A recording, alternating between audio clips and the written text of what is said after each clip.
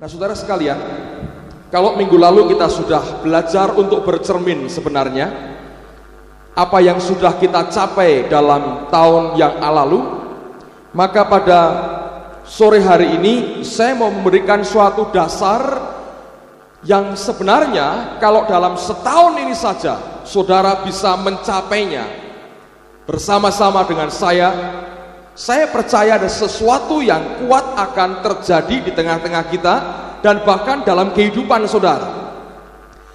Nah, tadi pagi saya sudah menyiapkan bagian firman Tuhan. Waktu kita menyembah Tuhan, Roh Kudus berkata, aku mau kamu sampaikan masalah ini. Dan terus terang saya nggak persiapan. Saya sampaikan dan saya bersyukur bahwa banyak orang yang semua orang akhirnya bisa mengerti. Saya merasakan itu. Tapi kemudian selesai saya dari kebaktian di sini, ketika saya pulang, saya bergumul lagi, saya berdoa, Tuhan ajar dulu kepada saya secara detail, secara kuat, untuk dengan mudah saya bisa bagikan kepada yang lain. Dan saya bersyukur bahwa Tuhan memberikan itu kepada saya, dan saya mau bagikan ini pada malam hari ini.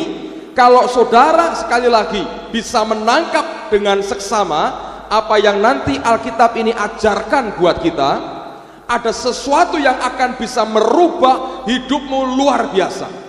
Saya mengalami dalam beberapa saat terakhir ini Allah merubah begitu banyak, dan Tuhan membuka mata rohani saya untuk mengenal banyak hal yang sebelumnya saya tidak pernah mengerti akan hal itu. Ini betul-betul mencelikkan mata rohani saya, membuat saya harus mengakui saya belajar mulai dari dasar lagi. Nah, oleh karena itu saya mau sampaikan akan satu hal ini. Anda ikuti dengan seksama. Saya berdoa hadiratnya tinggal dalam kehidupan kita, bahkan memberikan akan roh hikmat dan pewahyuan. Nah, untuk mendasari itu kita harus mengerti bahwa Allah kalau bekerja dalam kehidupan kita itu bukan Allah yang semrawut, saudara. Bukan Allah yang asal kerja, tapi dia punya patokan kerja, dia punya step, dia punya langkah-langkah yang jelas sebetulnya. Nah, oleh karena itu sekarang saya mau ajak dulu, mari buka dalam Yesaya pasal yang ke-28. Saya agak terkejut dengan ayat ini karena dalam bahasa Indonesia memang beda jauh. Saya baru tahu satu kali Ibu Indri datang, Pak Timotius disuruh baca ayat ini dalam bahasa Indonesia. Jadi ketika dia baca, saya pikir dia bergurau, saudara, karena cara bacanya juga khas sekali. Lain kali suruh dia baca, ini ayat favoritnya dia. Ketika dia baca itu saya pikir dia bergurau. Waktu saya lihat dalam Alkitab memang betul itu bunyinya seperti itu. Coba Anda baca, kalau ada orang yang tersenyum aja tidak, ya terlalu, saudara. Coba buka Yesaya 28. Saya akan bacakan mulai ayat 9 sampai dengan ayat yang ke-13. Coba Anda perhatikan Yesaya 28 ayat 9 sampai dengan ayat yang ke-13. Dan orang berkata, kepada siapakah dia ini mau mengajarkan pengetahuannya, dan kepada siapakah ia mau menjelaskan nubuat-nubuatnya? Ayat 10, seolah-olah kepada anak yang baru disapih dan yang baru cerai susu. Sebab harus ini, harus itu, mesti begini, mesti begitu, tambah ini, tambah itu. Loh, ayat kalau ada yang begini, begitu, begini, begitu, begini, begitu, saudaraku ya. Teruskan lagi, teruskan lagi. Oh, semua tersenyum. Puji Tuhan, masih dalam batas wajar kalau begitu, saudara. Kalau tetap melotot itu aneh sekali. Ayat berikutnya, sungguh oleh orang-orang yang berlogat ganjil dan oleh orang-orang yang berbahasa asing akan berbicara kepada bangsa ini. Dia yang telah berfirman kepada mereka, inilah tempat perhentian, berilah perhentian kepada orang yang lelah, inilah tempat peristirahatan, tetapi mereka tidak mau mendengarkan. Maka mereka akan mendengarkan firman Tuhan yang begini, harus ini, harus itu, mesti begini, mesti begitu, tambah ini, tambah itu, supaya dalam berjalan mereka jatuh terlentang, sehingga luka, tertangkap, dan tertawan. Jadi ada ini itu, ini itu, ini itu 3 kali. Ngapalkannya gampang mestinya, saudara ya. Tapi kalau kita membaca dalam bahasa Inggrisnya, ada kalimat yang bedanya jauh. Makanya saya pikir tadinya ini ini orang guyonan, ini ayat kok ada begini, begitu, begini, begitu, begini, begitu. Masa ada ayat begitu? Tapi nyatanya kita baca, ya begini, begitu tadi, saudara. Nah, tapi perhatikan, dalam bahasa Inggrisnya bagus sekali. Menurut saya, inilah yang sebetulnya Allah sedang akan kerjakan dalam kehidupan kita. Dikatakan begini, for precept must be upon precept. Precept itu kebenaran. Kebenaran mesti upon precept. Di atas kebenaran yang lain. Precept upon precept. Saya ulang lagi. For precept must be upon precept. Precept upon precept. Line upon line. Garis di atas garis yang lain. Line upon line. Dan dikatakan here a little and there a little. Di sini sedikit, di sana sedikit. Jadi ada langkah-langkahnya. Bukan begini begitu, harus ini, harus itu, bukan, saudara. Tapi precept upon precept, line upon line. Setiap kebenaran akan ditumpuk dengan kebenaran berikutnya, berikutnya, berikutnya, berikutnya, berikutnya. Nah, itulah cara Allah kerja dalam kehidupan kita. Nah, mulai malam hari ini saya akan membawa saudara kepada satu titik yang sebetulnya Allah inginkan. Terus terang, sekian bulan yang lalu saya tidak tahu akan apa yang saya bagikan ini. Tapi dalam waktu 3 bulan, ketika saya belajar, Roh Allah mengajar saya, ini membuka banyak hal. Nanti saudara akan dibuat terkejut karena luar biasa apa yang sebetulnya Allah rencanakan buat kehidupan gerejanya. Nanti Anda melihat akan polanya Tuhan, bandingkan dengan hidup kita, lalu coba rasakan perasaan Tuhan bagaimana kalau melihat kita bersikap dengan apa yang Tuhan sebetulnya rencanakan buat kita. Nah, sekarang kita mulai precept upon precept. Precept pertama, teruskan precept berikutnya, line pertama, teruskan dengan line berikutnya. Precept upon precept, line upon line. Begini begitu, harus ini, harus itu, yang ini, yang itu, dan sebagainya, buang semua. Precept upon precept, line upon line. Buka yang pertama, Matius 27. Ini ultimate goal, goal utama kita, goal terakhir kita. Matius 27, mulai ayat yang ke-45 sampai dengan ayat yang ke-53 tentang kematian Yesus. Mulai dari jam 12 ke 8 meliputi seluruh daerah itu sampai jam 3. Kira-kira jam 3 berserulah Yesus dengan suara nyaring, Eli Eli lama sabachthani. Artinya, Allahku Allahku, mengapa engkau meninggalkan aku? Mendengar itu beberapa orang yang berdiri di situ berkata, ia memanggil Elia. Dan segeralah datang seorang dari mereka. Ia mengambil bunga karang, mencelupkannya ke dalam anggur asam, lalu mencucukkannya pada sebatang buluh dan memberi Yesus minum. Tetapi orang-orang lain berkata, jangan, baiklah kita lihat apakah Elia datang untuk menyelamatkan dia. Yesus berseru pula dengan suara nyaring, lalu menyerahkan nyawanya. Lalu perhatikan pada ayat yang ke-51. Dan lihatlah, tabir bait suci terbelah dua dari atas sampai ke bawah, dan terjadilah gempa bumi, dan bukit-bukit batu terbelah, dan kuburan-kuburan terbuka, dan banyak orang kudus yang telah meninggal bangkit. Dan sesudah kebangkitan Yesus, mereka pun keluar dari kubur, lalu masuk ke kota kudus, dan menampakkan diri kepada banyak orang. Yang saya mau ajak kita perhatikan ada pada ayat yang ke-51, karena Alkitab berkata demikian. Dan lihatlah, tabir bait suci terbelah dua dari atas sampai ke bawah. Tabir ini adalah tabir yang memisahkan antara ruang suci dalam kemah pertemuan itu atau dalam bait Allah dengan ruangan maha suci. Ada halaman, ada ruang suci, ada ruang maha suci. Tabir ini memisahkan antara ruang suci dengan ruang maha suci. Hanya imam besar yang boleh masuk ke ruang maha suci, itu pun hanya setahun sekali. Nah, yang aneh saudara sekalian, pada waktu Yesus mati, tabir yang memisahkan itu terbelah dua, bukan dari bawah ke atas, tapi dari atas ke bawah. Dan tabir itu tebalnya luar biasa. Kenapa sampai ada tabir? Karena memang pada perjanjian lama tidak semua orang boleh mendekat ke tempat tinggal Allah, tempat di mana tabut perjanjian itu ada. Orang-orang Israel sangat percaya, dan Alkitab berkata demikian, tabut itu punya power, punya kuasa yang sangat luar biasa. Kalau sembarang orang masuk ke sana, mereka pasti mati. Alkitab cerita, pada waktu tabut dirampas di Filistin oleh orang Filistin, mereka dihajar dengan borok. Lalu mereka harus membayar ganti rugi berupa emas yang berupa borok, berupa tikus dan sebagainya, kemudian dikembalikan ke Israel. Lalu ketika sampai ke Israel, ada orang-orang Israel yang iseng nengok isinya seperti apa. Begitu mereka nengok, mati, saudara. Saya baru baca satu buku yang saya beli di Singapura waktu terakhir kembali dari Amerika.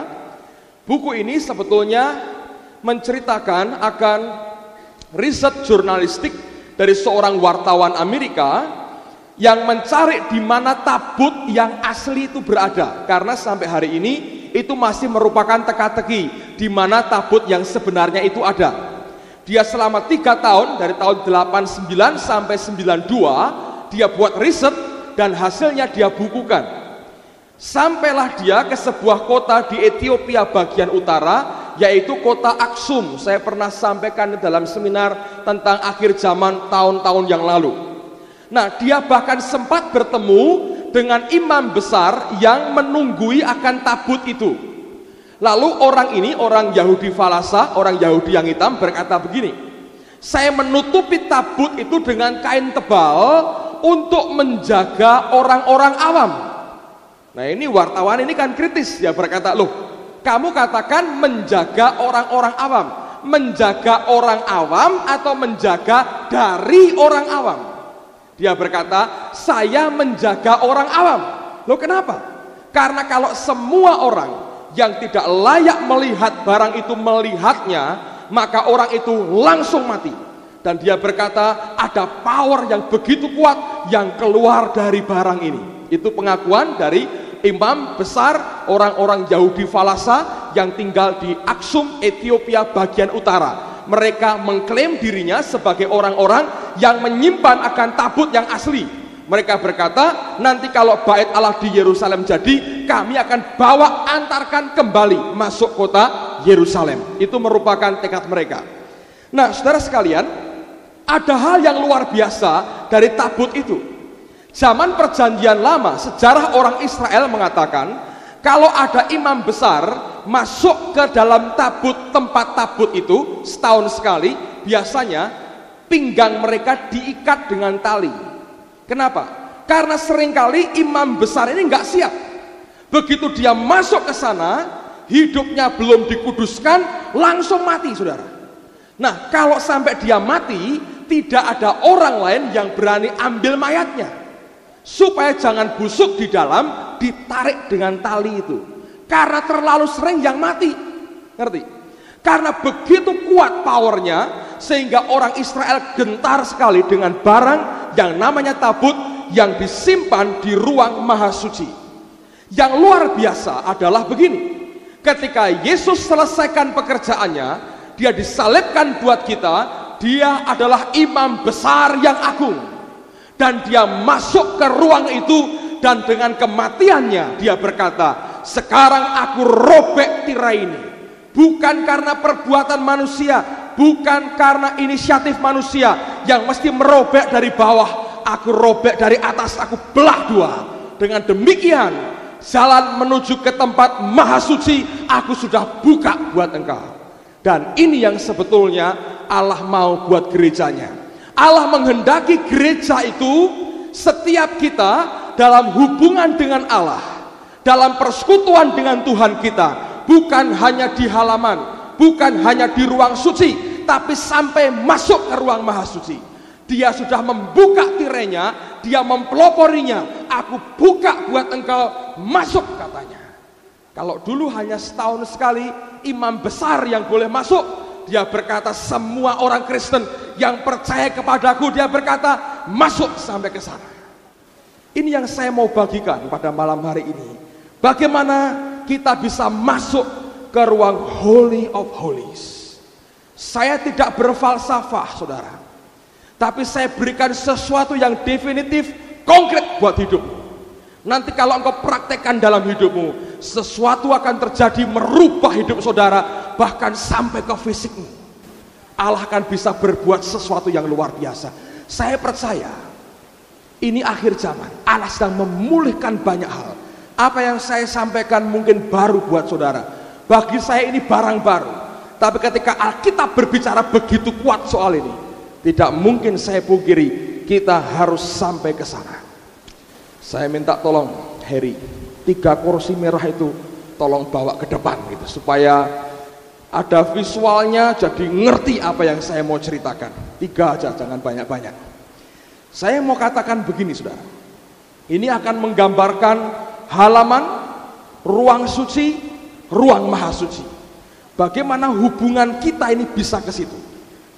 Jangan begitu, ini nanti jadi tontonan orang. Begini saja. Nah, satu lagi. Enggak boleh begini. Nah, harus begini. Satu lagi. Ada tirai yang dibelah. Dia berkata, masuk ke sana. Tapi sebelum itu, kalau Anda ngerti firman Tuhan, ada sesuatu yang sedang terjadi sebetulnya. Kalau Anda membaca Alkitab, dalam kitab Keluaran misalnya, di rumah Anda baca sendiri, Anda mengerti bahwa ada bagan seperti ini. Halaman, ruang suci, ruang maha suci. Disinilah tempat kemuliaan tabut itu ada. Allah mau bawa kita sampai ke sini. Dalam hubunganmu dengan Tuhan, dalam doamu dengan Tuhan, dalam fellowshipmu dengan Tuhanmu, Dia mau bawa kita semua sampai di sini. Karena disinilah kemuliaan itu ada. Kemuliaan tidak pernah di halaman, tidak pernah di ruang suci, tapi mesti masuk ke ruang maha suci. Nah, saudara sekalian, Alkitab menjelaskan ada 2 macam mezbah yang harus kita lewati sebelum kita bisa masuk ke ruang maha suci. Di halaman ada mezbah namanya mezbah bakaran. Di ruang suci ada mezbah kecil, mezbah dupa. Dan tepat di depan mezbah dupa ada tirai. Dan di balik tirai itu ada tabut perjanjian, ruang maha suci. Saya ulang lagi, nanti di rumah cari dalam kitab Keluaran. Ada 2 mezbah yang harus dilewati oleh setiap orang yang mau masuk ke ruang maha suci. Yang pertama mezbah bakaran, yang kedua mezbah dupa, baru kemudian tirai dan masuk ke ruang maha suci. Saya mau jelaskan ada pengertian rohani yang dalam sekali sebenarnya, tapi saya ingin memberikan gambaran global untuk membawa saudara mengerti apa yang sebetulnya Tuhan mau. Mezbah bakaran ini tujuannya untuk apa? Ya, untuk membakar hewan korban. Hewan korban itu apa? Hewan yang dikorbankan untuk menebus dosa mereka. Ini sebetulnya lambang daripada Tuhan Yesus. Nah, setiap orang Yahudi pada waktu itu mesti memberikan korban domba yang dibakar di tempat ini sebagai suatu simbol pengampunan dosa mereka. Orang kalau dalam berhubungan dengan Tuhan hanya sampai kepada mezbah bakaran, maka senter hidupnya dan pergaulannya dan doanya diwarnai dengan segala sesuatu yang berkaitan dengan diri kita sendiri. Kenapa? Kalau kita bakar di sini, saudara, ini untuk dosa siapa? Dosa saya. Supaya aku apa? Diampuni. Supaya siapa yang bisa damai? Aku damai. Supaya siapa yang tidak dihukum? Aku tidak dihukum. Kalau pelah rasanya apa? Lega. Kenapa? Dosaku sudah diampuni. Hubungan dengan Tuhan dan doa kita, setiap orang Kristen, saya nggak percaya ada perkecualian, mesti biasanya dimulai dengan model hubungan seperti ini. Nggak bisa orang nyelonong masuk dalam gitu saja, nggak bisa. Kita bertahap, precept upon precept, saudara. Line upon line. Yang begini mesti juga begitu, ngerti saudara? Nah, setiap kita mesti sampai ke sini. Saya percaya doa kita dengan Tuhan, tutup mata, Tuhan, karena kita orang timur, terima kasih Tuhan, gitu. Ada orang yang baca bukunya Benny Hinn, selamat pagi lagi Tuhan, katanya begitu. Agak sopan sedikit, saudara. Tapi kemudian isinya apa? Ya Tuhan, saya minta ini, saya minta ini, saya perlu ini, saya butuh ini, saya tolong, berkati ini saya, berkati ini saya, berkati ini saya. Seluruh doanya didominasi sebagian besar oleh permintaan kepentingan pribadi. Nanti ketahuan hidupnya, center hidupnya ke dirinya sendiri. Kenapa aku bisnis? Supaya aku punya uang. Untuk apa uangnya? Untuk membahagiakan istri dan anak-anakku. Untuk apa lagi? Untuk membesarkan perusahaan. Untuk apa lagi? Dia ngomong banyak, semua senternya ke dia. Saudara masih jauh dari apa yang Tuhan tuju. Yang dibelah tirai yang di sana, yang menuju ke Holy of Holies. Hubungan kita dengan Tuhan biasanya dimulai dengan mezbah bakaran. Bagaimana diberkati rumah tangga yang bahagia, gitu selalu. Senternya begitu. Di Salabintana ada orang jual kaset, saudara. Menarik sekali. Kalau Anda mau tahu rahasia suamimu, belilah kaset ini. Wah, ibu-ibu, saya mau tahu rahasia suami saya. Untuk apa? Supaya saya kalau tahu nanti saya bisa gitu. Ngerti saudara? Dipancing, dirangsang ego kita. Ya, saya mau tahu. Nah, sampai di sini. Anda bisa ngerti ini? Kalau kita baru sampai ke mezbah bakaran, engkau sedang membakar sesuatu demi kepentingan pribadimu sendiri. Setiap kita dalam bergaul dengan Tuhan akan mulai dengan ini. Kenapa engkau bertobat? Sebagian besar takut ke neraka. Supaya tidak ke neraka, aku bertobat. Gitu. Ngerti? Sebagian begitu. Untuk kepentingan siapa ke surga? Kepentinganku, katanya begitu. Semua begitu. Senternya ke pribadi. Nanti dalam pekerjaan, dalam pelayanan, dalam semua senternya ke pribadi. Ini korban bakaran. Memang harus dilewati. Tapi precept upon precept, saudara. Line upon line. Begitu kau sampai di sini, kalau orang Kristen berdoa, doanya muter, dia minta, tiba-tiba dia tahu ada baptisan Roh Kudus. Apa itu? Dia pengen ngerti, saudara. Ketika dia terima Roh Kudus, ada pribadi yang lain yang masuk dalam dirinya, yang berkata, lu jangan mikirin diri terus toh. Pikirkan orang lain. Ada suara yang mendesak, doakan orang lain. Jangan ngomong terus diri sendiri. Kalau orang itu mulai menyerah, Tuhan bawa sampai ke sini, saudara. Kemana itu? Ke ruang suci. Ada simbol-simbol Roh Kudus di sini. Ada candlestick, lampu itu. Ada juga meja roti pertunjukan. Yang di sini korban bakaran dan tempat pembasuhan. Masuk di sini ada mezbah dupa. Yang dipersembahkan itu dupa dengan wangi-wangian rempah-rempah yang tertentu. Dipilih khusus, terus dinaikkan di depan Tuhan. Ada campur tangan Roh Kudus mulai masuk dalam hidupnya. Nah, coba lihat firman Tuhan sekarang. Roma pasal yang ke-8. Roma pasal yang ke-8 ayat yang ke-26 dan ayat yang ke-27. Ini harus sampai betul-betul masuk, saudara. Roma 8, 26, 27. Jangan cepat berkata, wah lah aku sudah tiap hari mendoakan pendeta, tiap hari sudah mendoakan Indonesia, berarti aku sudah di tingkat yang kedua. jangan terlalu senang dulu saudara. Mari baca dulu, nanti prihatin sama-sama. Roma 8, 26, 27. Demikian juga Roh membantu kita dalam kelemahan kita. Sebab kita tidak tahu bagaimana sebenarnya harus berdoa. Nggak ngerti. Kalau Anda mulai berkata, saya mau berdoa buat ini, tahu doanya, tahu, wah balik sana saudaraku. Tapi pakai bahasa roh dulu, bala, podoai, balik sana saudaraku.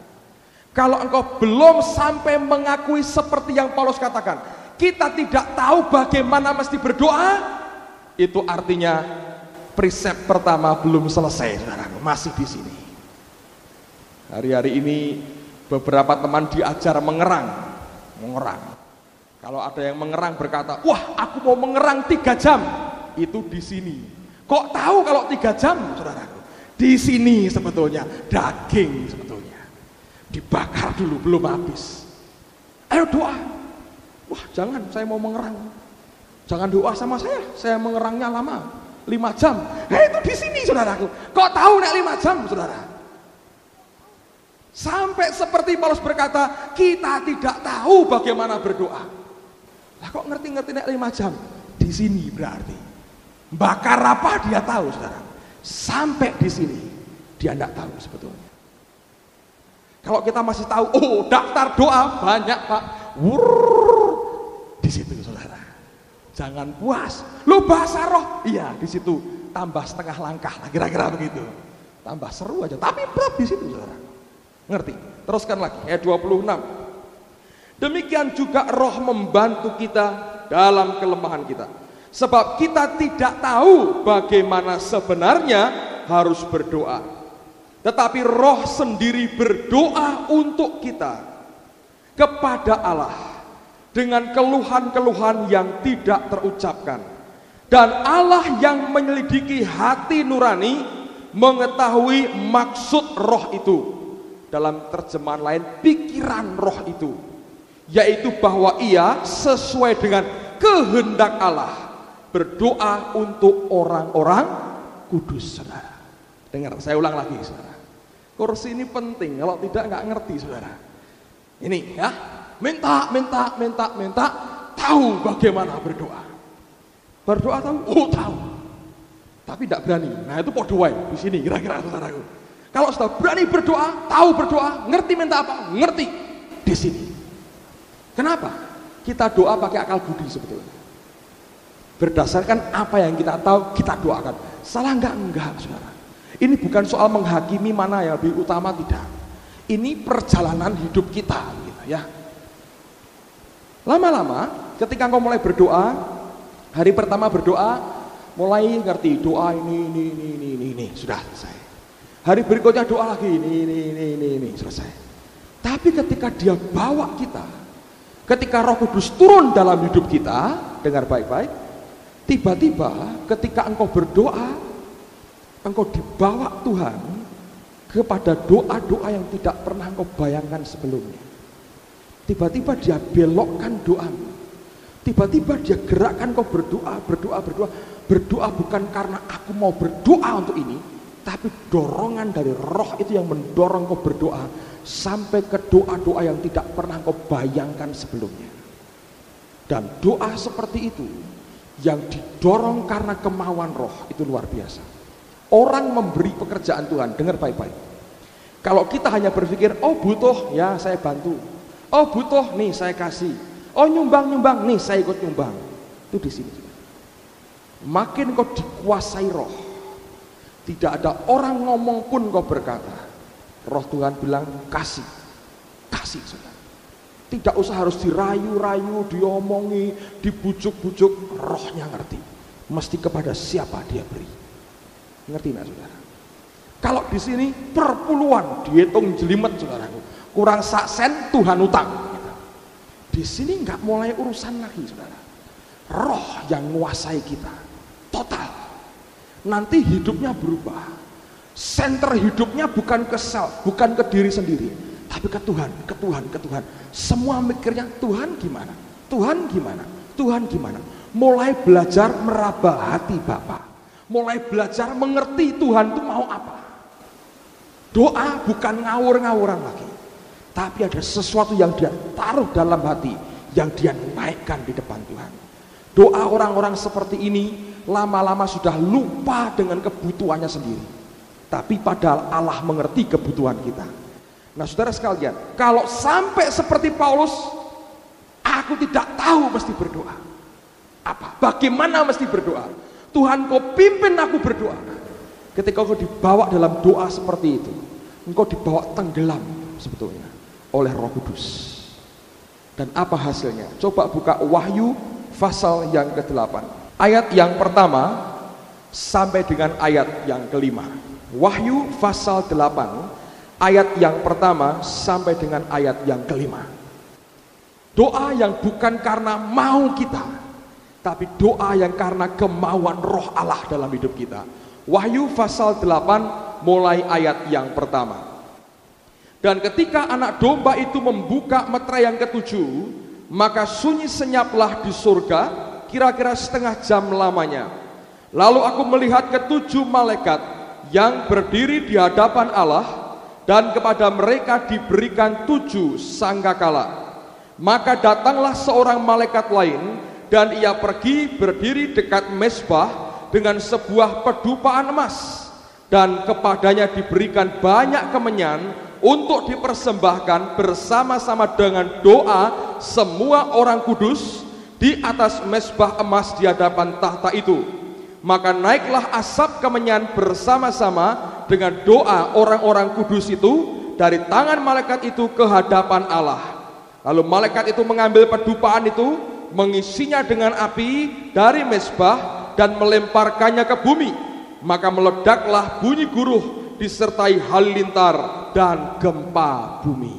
Saudara, kalau engkau berdoa minta di sini, tidak akan berakibat buat sekitar. Akibatnya jelas buat hidupmu sendiri. Boleh enggak? Boleh, saudara. Tapi kalau Allah mulai bawa kita sampai ke sini, saudara, Roh yang mengarahkan doa kita, nanti seperti Wahyu itu akan naik sampai ke tahta Allah, dikembalikan dan menggoncangkan sekitar kita. Kisah Rasul pernah terjadi. Coba buka dalam Kisah Rasul pasal yang keempat. Kisah Rasul pasal yang keempat. Kisah Rasul pasal yang keempat ayat yang ke-31. Kisah Rasul pasal yang keempat ayat yang ke-31. Dikatakan demikian oleh firman Tuhan. Dan ketika mereka sedang berdoa, goyanglah tempat mereka berkumpul itu, dan mereka semua penuh dengan Roh Kudus. Lalu mereka memberitakan firman Allah dengan berani. Ketika mereka doa, goyang tempatnya. Kenapa? Itu bukan doa biasa. Doa yang karena dasar hati Allah mau kita menaikkan doa itu. Hidup yang karena Allah mau kita kerjakan itu. Bukan karena hidup yang kita sendiri mau mengalami seperti itu, saudara.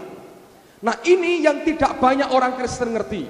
Mestinya seringkali kita hanya terus di sini. Ketika engkau terima Roh Kudus, Roh itu bisa memimpin engkau sampai dipimpin total dalam hidupmu masuk ke tempat ini. Sampai doa-doamu, permohonanmu, kerinduanmu dikuasai total oleh Roh Allah.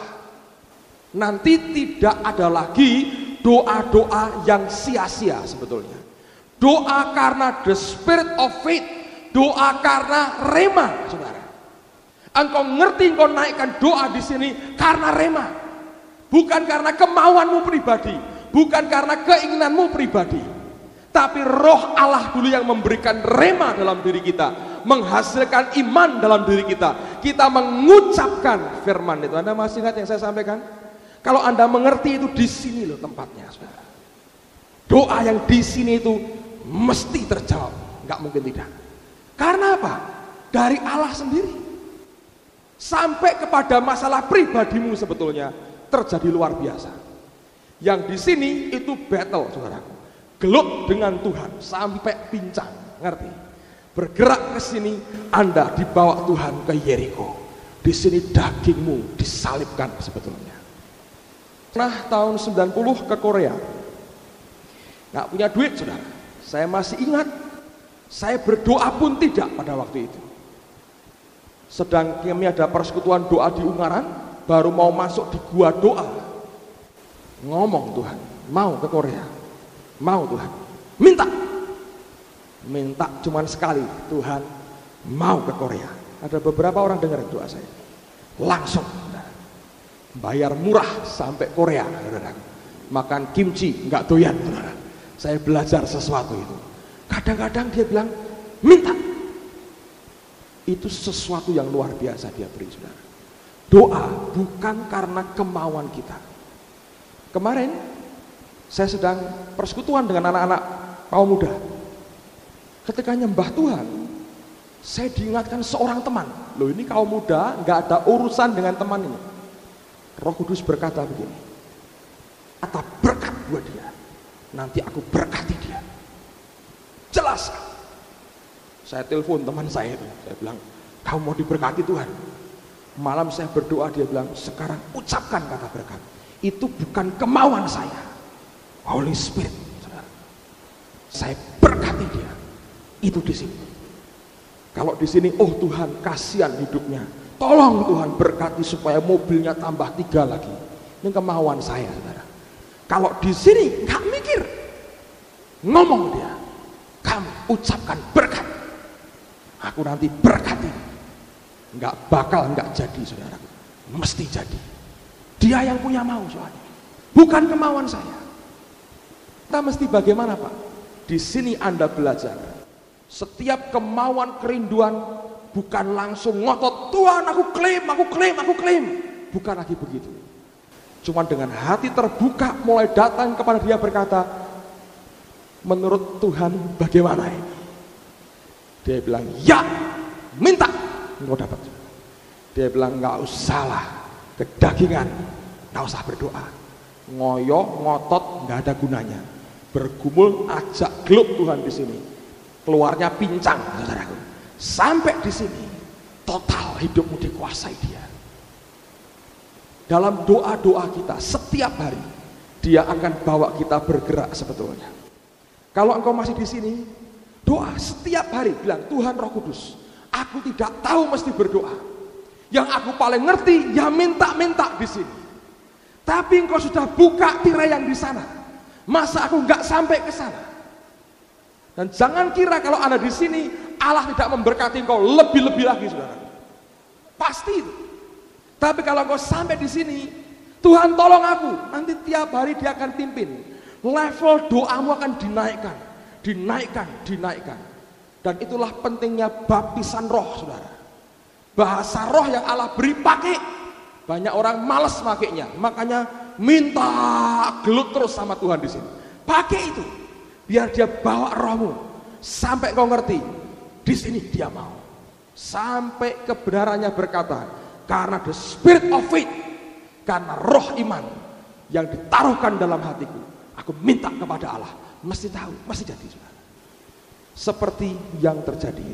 Nah, setelah engkau lewati masa ini, saudara, apa yang terjadi sebetulnya? Karena ini tepat di depan tirai itu, saudara. Di sini sebetulnya kedaginganmu sedang dihancurkan Tuhan untuk dibawa masuk dalam kemuliaan. Buka sama-sama 2 Korintus pasal yang keempat. Saya bacakan ayat yang ke-16 dan 17. Dari 2 Korintus pasal yang keempat, ayat yang ke-16 dan 17. Sebab itu kami tidak tawar hati, tetapi meskipun manusia lahiriah kami semakin merosot, namun manusia batiniah kami dibaharui dari sehari ke sehari.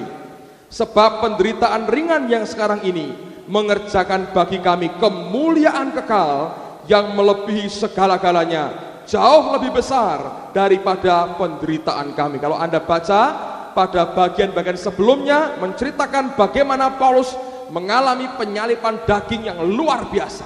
Dalam bahasa Inggrisnya dikatakan, untuk apa semua itu? For the eternal weight of glory. Untuk suatu bobot kemuliaan yang kekal.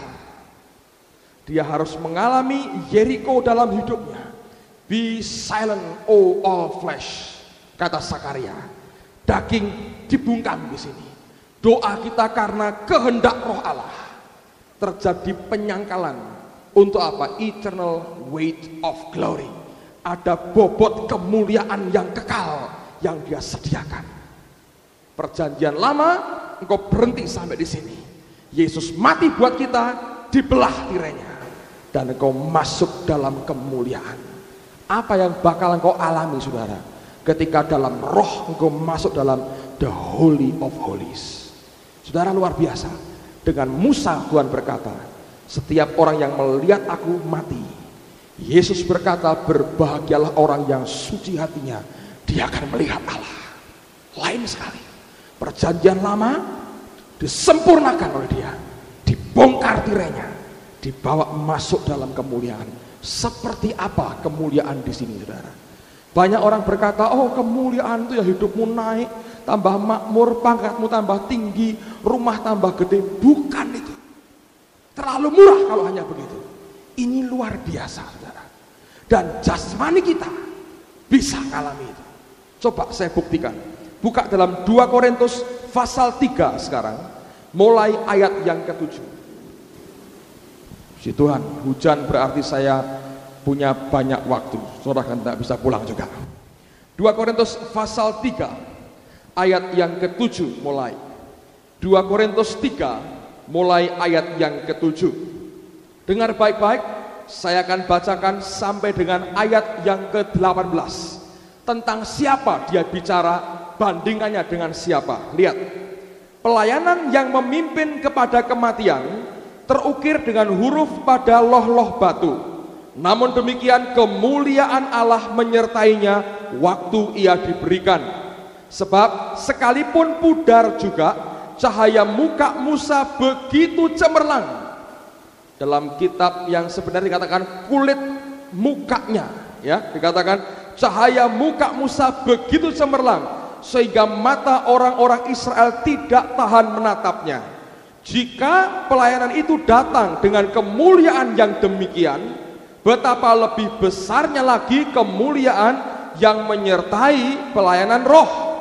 Sebab jika pelayanan yang memimpin kepada penghukuman itu mulia, betapa lebih mulianya lagi pelayanan yang memimpin kepada pembenaran.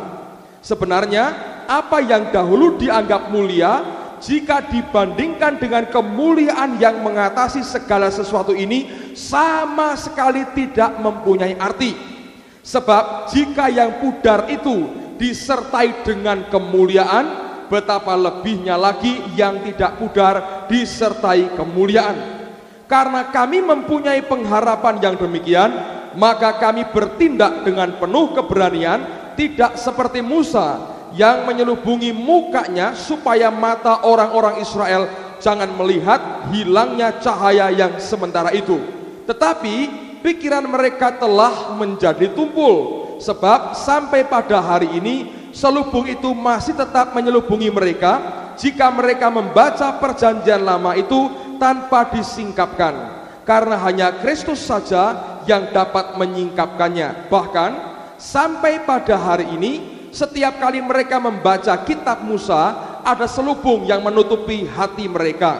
Tetapi apabila hati seorang berbalik kepada Tuhan, maka selubung itu diambil daripadanya. Sebab Tuhan adalah roh, dan di mana ada roh Allah, di situ ada liberty, ada kemerdekaan. Dan kita semua mencerminkan kemuliaan Tuhan dengan muka yang tidak berselubung. Dan karena kemuliaan itu datangnya dari Tuhan yang adalah roh, maka kita diubah menjadi serupa dengan gambarnya dalam kemuliaan yang semakin besar. Dalam bahasa Inggrisnya berbunyi, and change into the same image from glory to glory, even as by the Spirit of the Lord. Kita dirubah sesuai dengan gambarnya, dari satu kemuliaan kepada kemuliaan berikutnya. Shekinah glory itu ada di sini, saudara. Kemuliaan Allah itu di sini. Anda harus mengerti, Paulus membandingkan dengan peristiwa Musa. ketemu dengan Tuhan di Gunung Sinai, pulang Alkitab berkata kulitnya bercahaya. Sampai orang tidak tahan lihat cahaya yang keluar terpancar pada kulitnya. Anda bisa bayangkan ya, Allah begitu mulia. Begitu kau nempel dengan dia, radiasi kemuliaannya nempel dalam hidup. Dan Paulus membandingkan kemuliaan seperti itu, dia bilang pudar. Kemuliaan perjanjian baru lebih besar lagi. Kalau engkau sampai dalam kemuliaan seperti itu, dia merubah engkau menjadi sama dengan dia dan memberikan kita from glory to glory.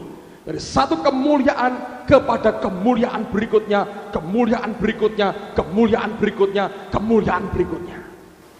Anda berkata, Pak, itu kan di perjanjian lama Musa bercahaya mukanya.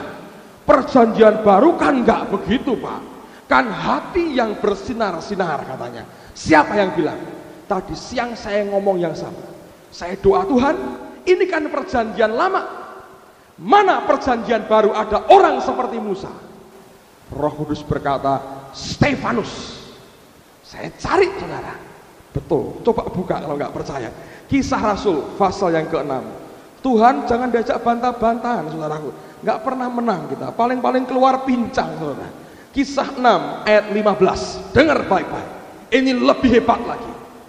Kisah Rasul pasal 6 ayat yang ke-15. Dikatakan demikian oleh firman Tuhan. Semua orang yang duduk dalam sidang mahkamah agama itu menatap Stefanus. Lalu mereka melihat muka Stefanus sama seperti muka seorang malaikat. Bayangin. Semua melihat seperti malaikat. Seperti Musa bercahaya. Seperti muka malaikat. Kok bisa gini? Menurut saya nembus dia, saudara. Sampai the Holy of Holies. Lihat kemuliaan itu. Luar biasa. From glory to glory, saudara. Orang-orang kafir, lihat. Alkitab berkata, melihat muka Stefanus sama seperti muka seorang malaikat. Coba buktikan lagi. Kisah Rasul pasal yang ke-7 sekarang. Lihat ayat yang ke-54 dan 55. Lihat waktu dia mati. Lihat waktu dia mati. Apa yang dia lihat, saudara? Kisah Rasul 7, 54 dan 55. Ini hidup Stefanus. Kisah Rasul 7, 54, 55. Ketika anggota-anggota mahkamah agama itu mendengar semuanya itu, sangat tertusuk hati mereka. Maka mereka menyambutnya dengan gertaan gigi. Tetapi Stefanus yang penuh dengan Roh Kudus menatap ke langit, lalu melihat kemuliaan Allah dan Yesus berdiri di sebelah kanan Allah. Nggak heran, saudara. Dia lihat the glory of God, kemuliaan Allah, dan Yesus di sebelah kanan Allah Bapa. Dirajam, nggak ada keluhan, malah doa minta ampun buat mereka. Nembus dia dalam kemuliaan. Siapa bilang cuman perjanjian lama? Stefanus seperti malaikat mukanya. Saya percaya, saudara, harusnya setiap kita sampai ke sini. Kalau engkau di sini engkau sedang bergumul, minta. Tapi lama-lama dibawa terus, saudara.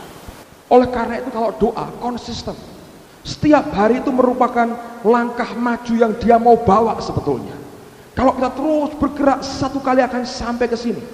Doamu bukan asal doa. Ayo doa ini, bukan itu. Sesuatu yang Tuhan taruh dalam hatimu. Doakan sampai ke sini. Begitu kau nurut dengan rohnya, kau makin dibakar dagingmu. Dia bawa engkau sampai engkau masuk. Saya katakan dalam titik tertentu, kemuliaannya akan mempengaruhi fisikmu, saudara. Dalam titik tertentu seperti Musa, bersinar wajahnya. Saya baca sebuah buku bagus sekali. Anda harus baca buku itu kalau Anda mau ngerti. Saya berkata ini luar biasa. Experiencing the Death in Christ. Memiliki pengalaman masuk dalam kedalaman di mana Kristus itu ada. Dia berkata begini. Perjalanan orang dari Mesbah Bakaran sampai Mesbah Dupa sampai Holy of Holies. Dia berkata begini. Pada mulanya doa-doamu akan membawa hadirat Tuhan dalam hidup. Doa membawa hadirat. Lama-lama doamu itu adalah hadirat Allah. Dalam level tertentu kau berdoa, begitu kau memejamkan mata kau bilang, Bapa, engkau tahu dia hadir, saudara.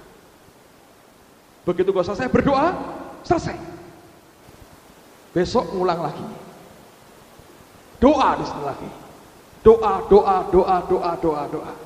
Doamu akhirnya membawa hadirat Allah. Tapi kalau terus kau setia, saya ulang, dalam level tertentu, engkau berkata, Bapa, engkau tahu hadir Roh Kudus. Saudara sekalian, kalau kita bisa ngikuti, itu luar biasa. Nanti lama-lama, bukan hanya pada waktu kau berdoa, hadirat Tuhan kau bergerak lagi, akan merupakan bagian dari hidupmu. Engkau gak berdoa, sedang makan, sedang apa, diselimuti hadirat Tuhan. Lama-lama, dalam seluruh hidupmu, hadiratnya itu memenuhi kamu. Makin mulia lagi, ketika engkau hadir, merubah sekitarmu. Makin mulia lagi, belum engkau hadir, keadaan berubah. Lebih mulia lagi, satu kali bayang-bayangmu menyembuhkan orang, karena urapan dialirkan sampai ke bayang-bayang. Anda bisa baca di Alkitab. Saya bilang from glory to glory, dia mau bawa ke sini. Saya berdoa selama setahun. Ada orang-orang yang bertekad dengan Tuhan, saya mau sampai ke sana Tuhan. Kalau orang berkata, apa hubungan dengan bisnis Pak, dengan kerjaan? Kalau pendeta perlu, mungkin saya ini orang kerja, makelaran, apa gunanya buat saya? Dengar saudara, ketika roh yang sama, kemuliaan yang sama mengurapi Daniel, Alkitab berkata dia the spirit of excellence, sempurna, luar biasa roh itu. Begitu kemuliaannya tinggal dalam hidupmu, saya berani jamin saudara, apapun yang kau pegang jadi saudara. Engkau diberi akan kekuatan yang luar biasa. Bayangin kalau Allah itu menyelimuti engkau, apa tidak mungkin berkat itu datang dengan sendirinya? Akan terjadi. Engkau boleh kerja di bagian apapun juga, you will be the best saudara. Engkau akan jadi yang terbaik. Lihat Yusuf ngatur ekonomi Mesir, begitu rupa Tuhan menyertai. Lihat Daniel, Babylon besar diatur sama dia. The spirit of excellence. Jangan salah ngerti saudara. Banyak orang berkata, oh hidup dalam roh itu nggak punya planning, nggak punya rencana, nggak ada begini. Keliru. Yang tidak ada planning dan rencana daging nggak ada. Kalau dia menguasai engkau, Aholia dan Besaleel diberi roh keahlian bangun kemah pertemuan. Jiwa seninya dari atas, excellensinya, keluar biasaannya dia, bukan dari dagingnya, tapi dari tempat yang maha tinggi. Anda mau pilih yang mana? Engkau bisnis, mana ada pekerjaan tidak jadi kalau hadiratnya menguasai engkau. Dia bergerak bersama dengan engkau, dan dia berkata, my presence will go with you and I will give you rest. Kalau engkau masih di sini, engkau gelut dengan Tuhan saudara, gelut dengan Tuhan, ngotot minta berkat. Sampai sini berkat sudah bukan sesuatu lagi. Engkau cari maunya Tuhan apa? Jaga perasaan Allah, nggak sampai nyakiti dia, tapi dia makin berkati. Sampai di sini saudara, saya berani berkata ada urapan raja. Di sini urapan lepra saudara. Engkau bertobat, selamat, urapan orang lepra. Orang lepra sembuh, diurapi, tanda sembuh, tahir, dosa diampuni. Engkau bergerak ke sini, roh mengajar engkau berdoa, diberi urapan imam. Engkau tahu bagaimana membakar dupa di depan Tuhan, ada itu. Engkau sampai ke sini, engkau diberi kingly anointing, urapan raja. Engkau merintah berkat di sini. Datang saudara. Saya percaya ini akhir zaman akan terjadi. Saya bukan bicara falsafah, real.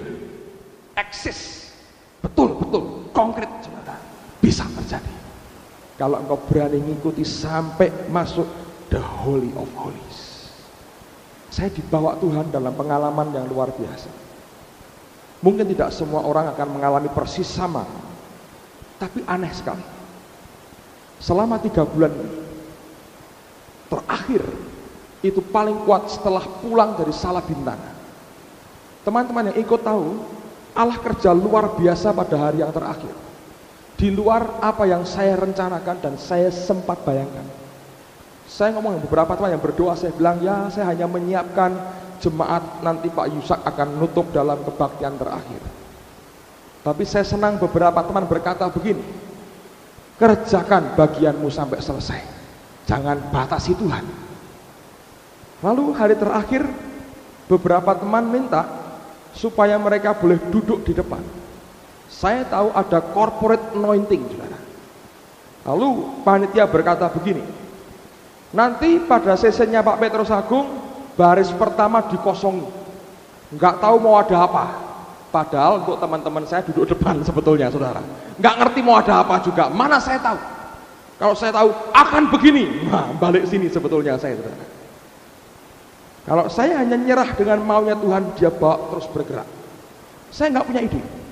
Lalu kemudian apa yang terjadi, saudara? Pada waktu itu Allah kerja luar biasa. Untuk pertama kalinya beberapa di antara kami dengar audible. Ada seperti air yang mengalir, seperti sungai, suara kuat sekali. Saya pikir pemain keyboard, nggak taunya mereka sedang berlutut semua, pemain musiknya mati semua, nggak jalan. Dengar audible. Dan Allah kerja luar biasa. Nggak ada penumpangan tangan hari itu. Orang bergelimpangan di banyak tempat dan Allah jamah mereka luar biasa. Fantastik, luar biasa. Dari mulai khotbah, saya tahu urapan Tuhan, tangible. Seluruh badan saya panasnya luar biasa. Selesai saya turun, saya balik kamar dengan istri saya, masuk ke kamar tempat saya bermalam di villa itu. Saya ganti pakaian karena saya akan ngisi session terakhir untuk anak-anak muda. Saya sembahyang, saya berlutut.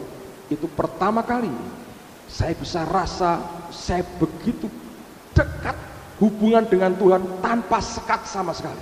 Seperti dibawa nembus sesuatu lorong tertentu. Saya ngomong terus terang, saudara, saya kalau suruh doa nangis-nangis minta maaf, saudaraku. Kalau enggak Tuhan yang gerakkan, sorry. Boleh sedihnya seperti apa, enggak usah nangis kalau bisa. Saya bukan tipe orang yang senang sembahyang nangis-nangis. Kalau Anda gampang nangis, puji Tuhan, hatimu lembut, enggak keras seperti saya, saudara. Saya sembahyang, saya bisa rasa begitu kuat, luar biasa. Roh itu nempel, enggak tahan jebol, nangis gugup-gugup di kamar. Tanya istri saya, hampir 6 tahun kami nikah, nggak pernah lihat gitu dia. Saya nggak tahan, sampai saya bisa keluar dari roh saya tahu, bukan dari otak saya. Saya bilang, Tuhan, jangan ambil rohmu yang kudus daripadaku. Ketakutan kehilangan Tuhan begitu kuat, ya. Belum pernah saya bayangkan. Saya bilang, enggak, kalau enggak ini mati aja lah. Kalau ini pergi mati saja. Sampai seperti itu, ke roh. Kalau pikiran nggak ada Tuhan, ya sudahlah, apa kerjaan. Tapi sampai ke roh, sampai berkata jangan ambil roh, takut kehilangan Tuhan. Saya bisa rasa ketika Yesus mau ditinggal Bapa karena dosa, Eli Eli lama sabatani, itu ngerang dari roh, keluar dari roh. Di kaum muda Allah juga kerja. Pulang saya merasa aneh. Sepanjang naik bis, seluruh badan saya panasnya luar biasa. Bukan di dalam, di luar. Anda tahu kena orang kena lombok, tahu? Di luar tanganmu kena lombok, panasnya tuh di luar. Dulu saya sering kali ditelepon Bu Indri dengan Tina juga ngomong-ngomong. Bu Indri bilang, wah badan saya panas. Saya bilang panasan Dewi. Saya bilang saya nggak panas-panas, ini orang emosi. Hari ini saya ngalami. Hampir sepanjang hari. Sering kali nggak tahan. Saya sering kali buktikan sama dia. Coba kamu lihat.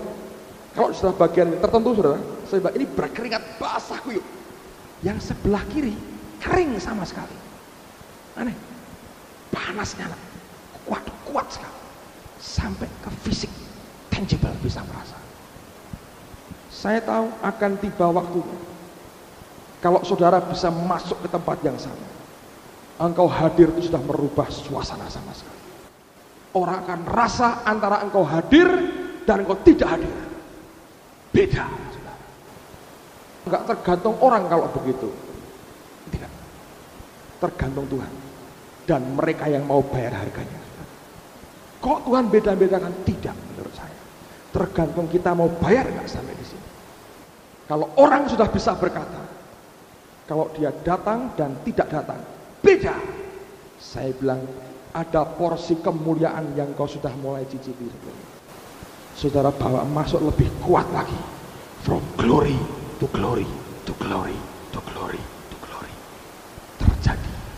Stefanus seperti malaikat mukanya. Dia mau mati, tuh buka matanya. Lihat kemuliaan Tuhan dicurahkan. Ini kekristenan, saudara. Ini kekristenan. Luar biasa. Saya tidak hanya ngomong soal power. Sampai ke sini kau harus bayar harganya. Kalau kau ngerti ini, saudara, hidupmu beda. Saya berdoa supaya bukan sekedar doamu itu mendatangkan hadirat Allah. Itu sudah bagus. Seringkali doa kita membuat kita tambah kemerungsung lalu keluar kamar doa. Ada orang berkata doa kok 2 jam ngomong apa tok gitu. Kenapa banyak orang nggak tahan diajak doa? Doa kok 2 jam kan kesel pegel semua. Karena doamu tidak membawa hadirat Allah.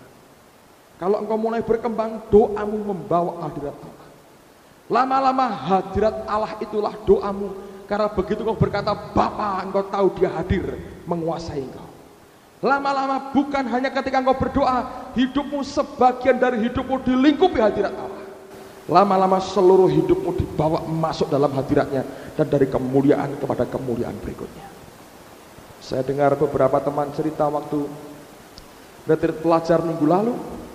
Saya bahagia dengar begitu-begitu, saudara. Karena saya tahu kalau gitu bukan cuma saya, orang lain bisa ngalami. Ini anak-anak ini. Doa, panitia lagi berdoa, 2 orang peserta ngikut berdoa. Masuk ruang doa, nyembah, ngeblak, nangis-nangis, bertobat, saudara. Belum bertobat, terima Tuhan hanya karena dengar doa. Ada panitia nggak siap masuk, muntah-muntah pelepasan. That's good, saya bilang. Hadirat, doanya membawa hadirat. Nanti lama-lama doanya itulah hadirat. Lama-lama hadirat adalah bagian dari hidupmu. Lama-lama hadiratnya itu melingkupi hidup saudara. Dalam keadaan begitu, engkau bisa mengerti Tuhan itu luar biasa. That is Christianity. Itu pengkristenan, saudara. Sudah dibuka tirainya. Bisa masuk ke sana. Lihat kemuliaannya luar biasa. Saya tahu ini akhir zaman. Sudah waktunya buat kita bergerak seperti yang Tuhan mau. Amin, saudaraku. Ayo berdiri bersama-sama.